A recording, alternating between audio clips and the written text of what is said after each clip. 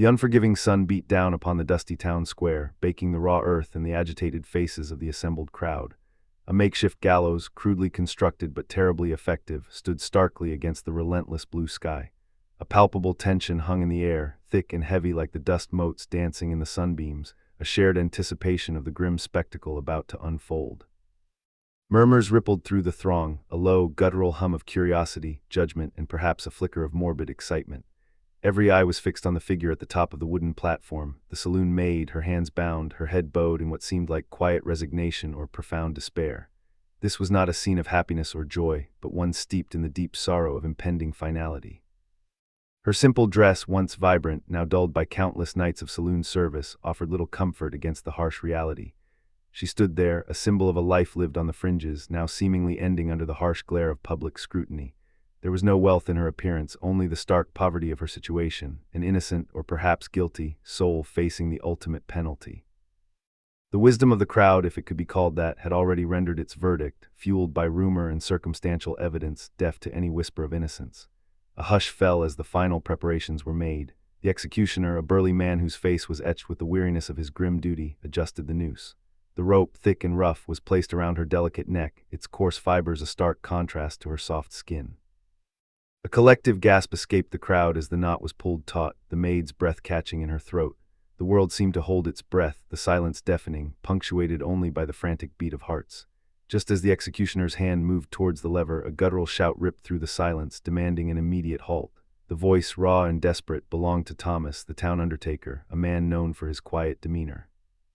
He burst forward from the edge of the crowd, pushing past startled onlookers, his eyes wide and fixed not on the maid's face, but on something clutched tightly in her bound hands.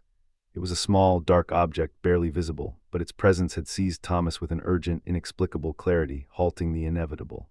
What could it be that commanded such an immediate and powerful intervention, shifting the very balance between life and death in that critical moment? The answer, holding the key to a truth far more complex than anyone imagined, was still shrouded in mystery. The harsh realities of the western frontier often dictated swift justice, and for Maria, the saloon maid, that justice felt brutally close. Accused of a robbery that had spiraled into a confused, chaotic shootout, she now awaited her inevitable sentence, the weight of the town's condemnation pressing down. Her world narrowed to a dusty cell, each moment an agonizing crawl toward a fate she felt powerless to change. The memory of the fateful night was a fractured mirror, reflecting only shattered images and disembodied sounds. Crucial details, the sequence of events that could explain her innocence, remained stubbornly out of reach, hidden behind a veil of mental fog. This profound amnesia was her undoing. It left her vulnerable, a voiceless target for accusations. Circumstantial evidence, presented with grim certainty, painted a damning picture. A pistol in her hand, money scattered, the general disarray. It all pointed to her as the culprit, a dangerous woman driven by greed. Yet the chasm in her recollections meant she could offer no counter-narrative, no coherent defense. She tried desperately to piece together the fragments, to conjure a sequence that would absolve her. There were brief, unsettling flashes, a hand reaching, a blur of motion, the unexpected recoil. But these were mere glimpses, too fleeting and unclear to form a solid argument, too insubstantial to sway hardened hearts. The distant prospect of happiness, once a simple dream, now seemed an impossible luxury, stolen by a night she couldn't recall. The very idea of wealth, the motive she was accused of, felt like a cruel irony. She possessed nothing but the clothes on her back and the burden of injustice. Any chance of joy had evaporated, replaced by annoying despair. There was no wisdom in the crowd's swift judgment, only a rush to condemn based on incomplete truths. Her mind, usually sharp, now felt like a broken instrument, unable to articulate her defense. She longed for clarity, a moment of understanding that would illuminate the truth. But darkness persisted, leaving her adrift, awaiting a sentence that promised to extinguish hope. The air was heavy with her doom, and Maria could only brace herself, her mind a blank slate where answers should have been. Thomas stood transfixed, his eyes locked on the revolver in Maria's grasp. For him, all other sounds and sights faded into a dull background hum. His entire world narrowed to that single object, glinting under the merciless western sun. It was no ordinary weapon, it was unmistakably the one. He recognized it with a chilling clarity that seized him.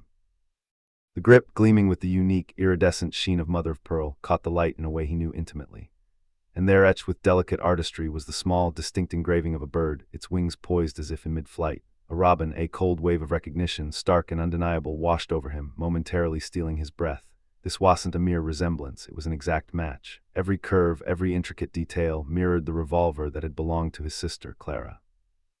His beloved sister. She had vanished years ago, swallowed by the frontier under circumstances so mysterious and unexplained that they had left a gaping wound in Thomas' heart.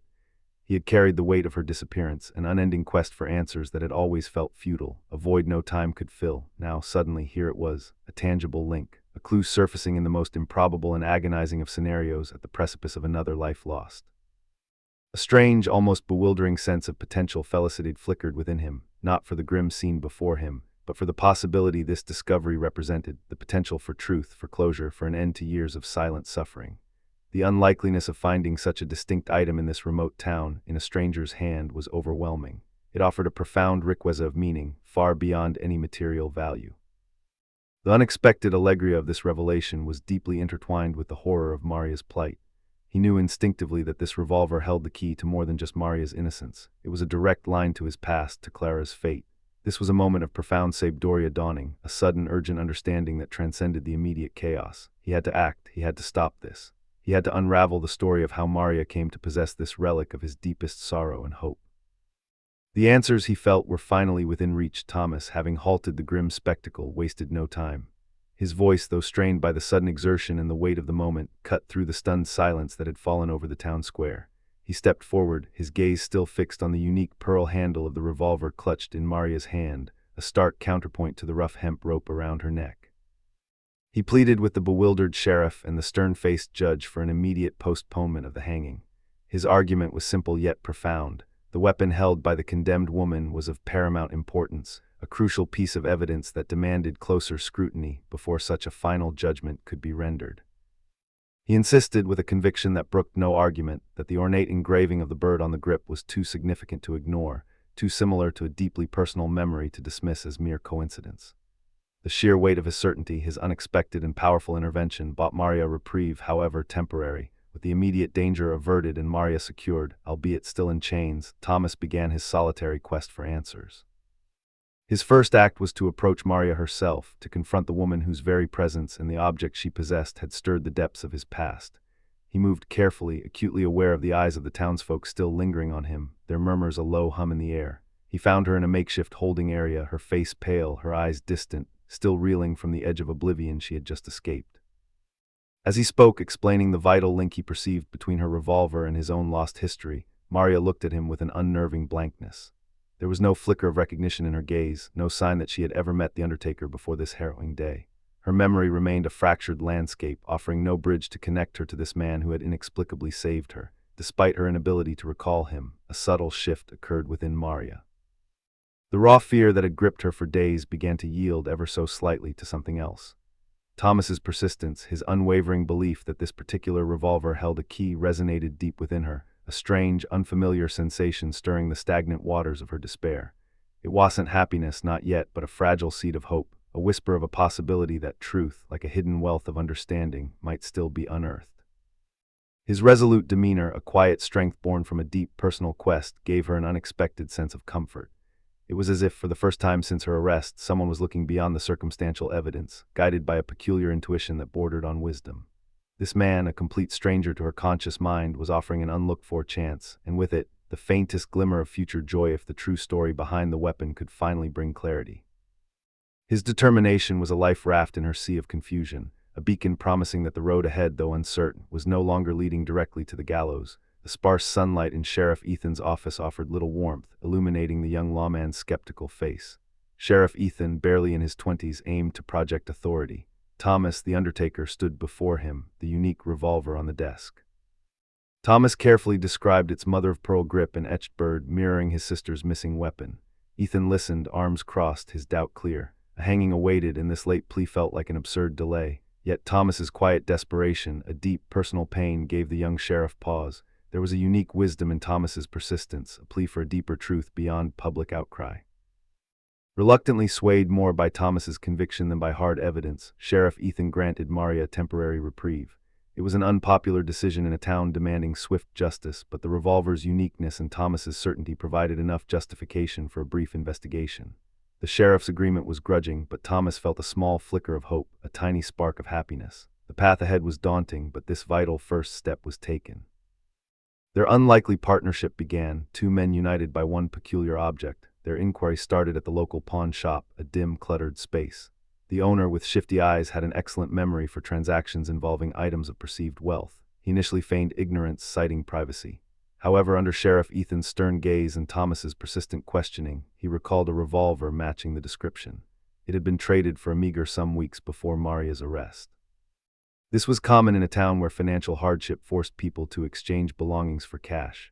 The owner identified the seller, a drifter known for petty mischief and gambling. Following this lead, Thomas and Sheriff Ethan tracked the drifter to a grittier saloon on the town's outskirts. The drifter was startled by their presence. He claimed he traded the revolver soon after acquiring it for a handful of gold coins to settle a debt. He swore he knew nothing of its origins beyond receiving it from another transient in a card game. His account, though vague, added another layer to the revolver's convoluted journey. There was no visible joy or true wealth in this man's life, only the constant grind of survival and fleeting gains. Thomas realized this was no direct trail, but a tangled thread of small transactions, minor infractions, or simple misunderstandings of ownership. The trail continued. From the drifter, they were led to a ranch hand who claimed to have traded the revolver for a workhorse. The ranch hand then pointed them to a local merchant who had accepted the weapon as partial payment for supplies. Each person offered a slightly different, yet plausible story of how they obtained and passed on the distinct firearm. It was a bewildering chain of casual exchanges, born of necessity or careless bartering. The revolver's very distinctiveness ironically made it traceable. Thomas meticulously documented each step, names, and approximate dates, building a complex mosaic of its bewildering journey.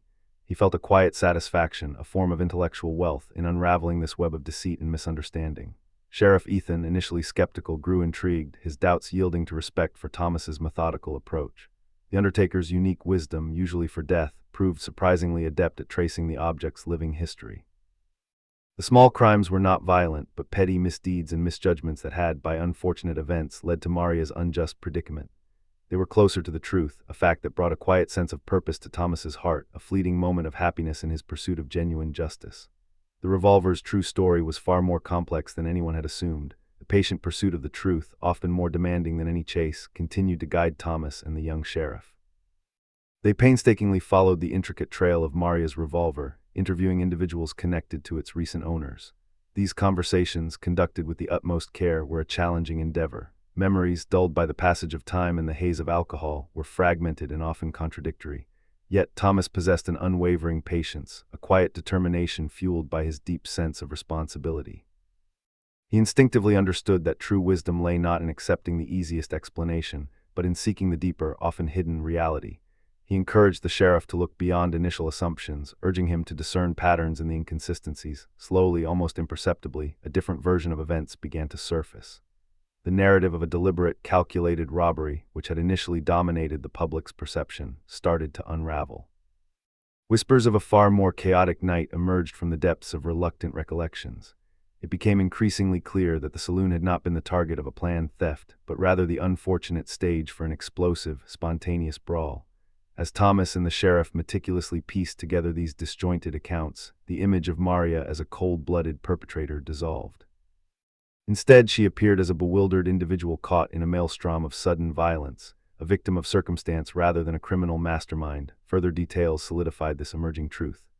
Witnesses, prompted by persistent and empathetic questioning, reluctantly conceded that Maria had been present during the fight, not as an aggressor, but seemingly trying to de-escalate the situation or defend herself from the unexpected onslaught.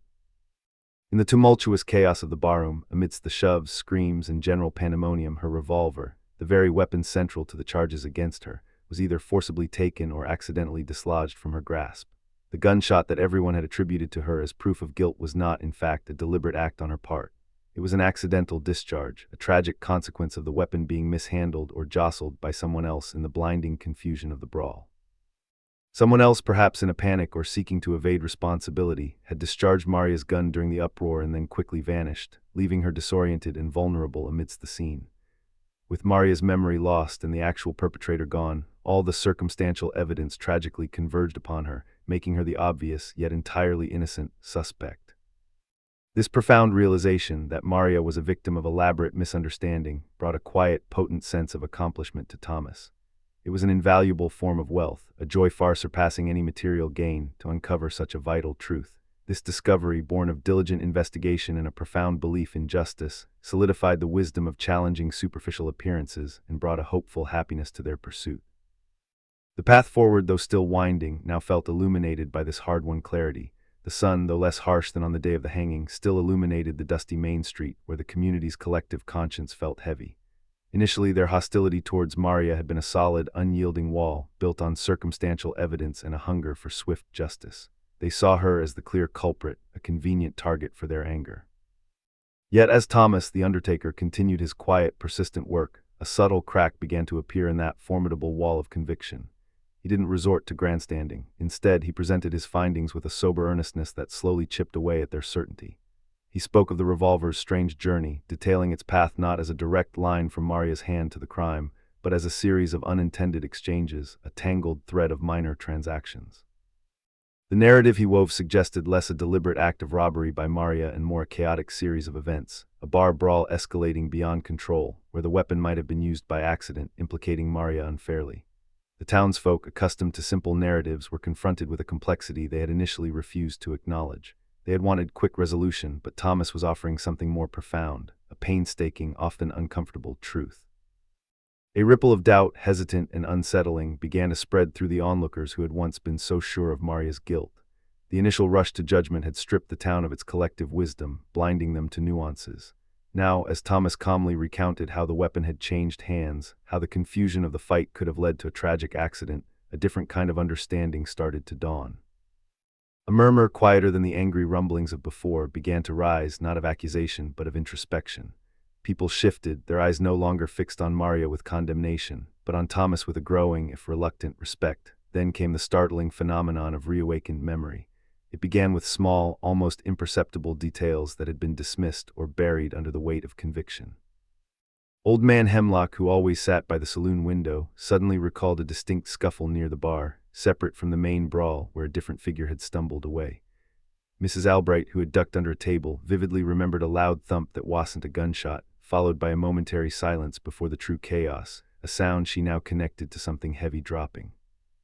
The bartender, still shaken, found himself recalling a specific customer arguing heatedly with another just moments before the first shot, a detail he had conveniently forgotten. These fragments, once isolated, began to coalesce into a coherent, unsettling picture, painting Maria not as the perpetrator, but as a victim of circumstance, left as the scapegoat in the aftermath of someone else's misdeeds. The community, initially so quick to condemn, started to feel a collective unease, a dawning realization that their certainty had been misplaced.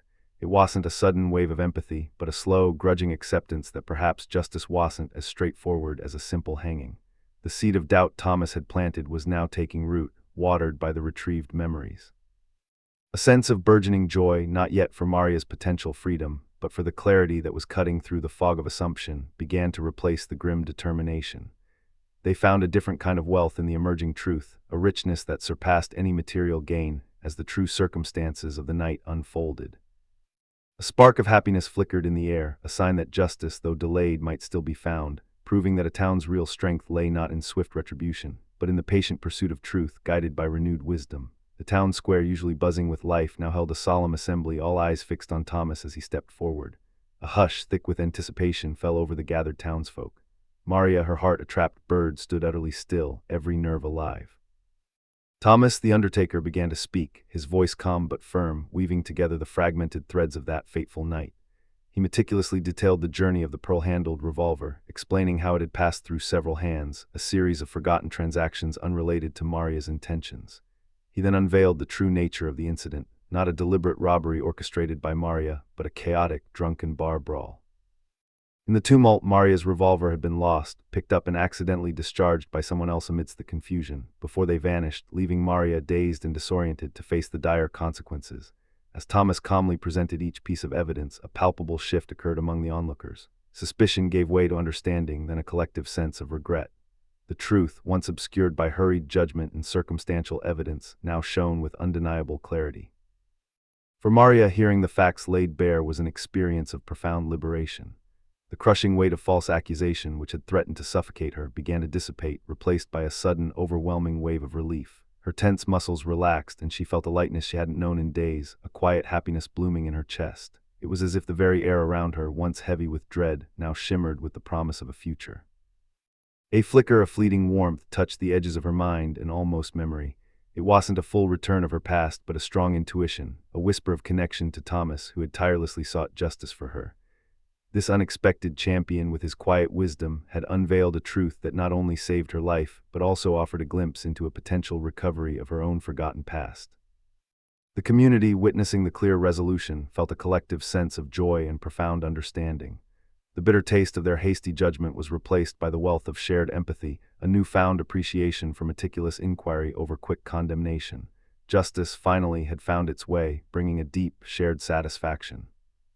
Maria, though still searching for complete recall, felt an immense gratitude, an unburdening that allowed her to breathe freely for the first time in what felt like an eternity.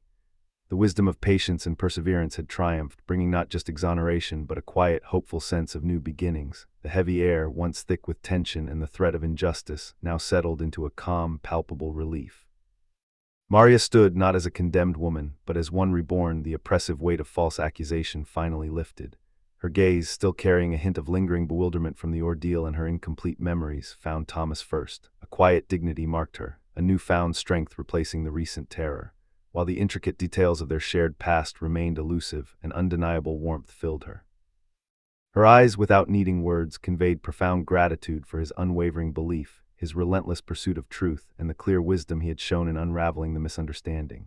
He had not only saved her life, but had also begun to restore a sense of justice to the town. Her gaze then moved to the young sheriff, standing beside Thomas. Maria offered him a nod of appreciation for his role in ensuring justice prevailed. A collective sigh of relief swept through the townsfolk. Shame, a bitter taste, settled upon the community. They had been quick to judge, swayed by circumstantial evidence, and the swiftness of their condemnation now weighed heavily. The anger and suspicion had evaporated, replaced by regret and an understanding of their complicity. From this shame, something transformative emerged, a renewed, stronger, and more empathetic community. The town, in a collective gesture of atonement and remorse, began to extend a myriad of offers to Maria. Support poured in, not just in words but in practical help, lodging, food, and assistance for a new beginning. It was a profound act of communal healing, an acknowledgement of shared responsibility, and a desire to right a grievous wrong. The townsfolk, having witnessed the truth and the fragility of their hasty judgments, were now determined to foster a more just and compassionate environment. They understood that true communal wealth lay in the integrity of their justice and the warmth of their human connections. The air was now filled with a quiet joy, a happiness that transcended mere exoneration. It was the joy of a community rediscovering its moral compass, choosing empathy over prejudice. Bonds frayed by suspicion were rewoven with understanding and respect. Maria, despite the fog in her memory regarding Thomas, felt an overwhelming sense of belonging. The town, once a place of terrifying judgment, now felt like a genuine home, ready to embrace her. A profound happiness settled within her, not just for freedom, but for the unexpected compassion shown by those who had condemned her. This collective embrace represented a true wealth of human connection and support, promising a future filled with possibility.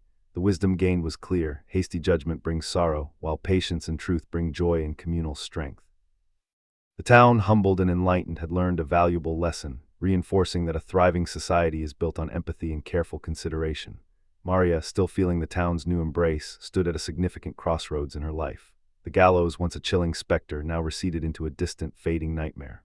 While her memory of Thomas, the Undertaker, remained elusive in personal detail, the profound impact of his unwavering belief in her innocence resonated deeply. The town, which had swiftly condemned her, now offered a sturdy foundation for a new existence. Maria instinctively knew returning to her life as a saloon maid was no longer an option. That chapter, though providing shelter, felt too constricting, too vulnerable, too laden with echoes of her ordeal. She yearned for something more substantial, a path to reclaim her identity, to build a future rooted in purpose and independence. This burgeoning desire for a meaningful life, a quiet pursuit of personal happiness and serene inner joy, began to unfurl within her, like a resilient flower in the challenging western soil. She envisioned contributing differently, perhaps with a small, honest business, utilizing her innate resilience and the profound wisdom gleaned from her harrowing experience. For her, wealth was not about gold, but the richness of a life lived with integrity and peace. This new aspiration filled her with hopeful anticipation. Meanwhile, Thomas, the quiet undertaker, found a profound sense of closure that had eluded him for years. The truth about his sister's ornate revolver, once a painful enigma, was now a clearly understood puzzle. The realization Maria had merely stumbled into a chaotic situation, and his sister's cherished possession, an unwitting tool in a bar brawl, brought calming clarity. The gun, no longer a haunting symbol of sorrow, now represented a tangible link to a past finally understood, and he felt deep, quiet happiness in this resolution.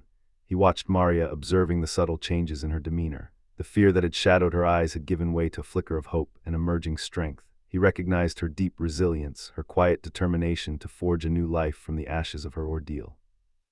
His compassion, initially fueled by a personal quest, had profoundly reshaped another's destiny, bringing an unexpected and gentle joy to his own existence. He understood that true wealth was not measured in possessions, but in profound connections forged through empathy and courage. The town, once alive with whispers of scandal, now spoke of redemption and second chances, a testament to the collective wisdom gained through this challenging period. Thomas, whose life revolved around the end of life, had unexpectedly become an architect of new beginnings, a silent guardian of justice and the human spirit in the rugged frontier. Maria's choice to stay, to bravely build her new life, was the greatest reward, a living testament to one man's quiet integrity and compassionate action.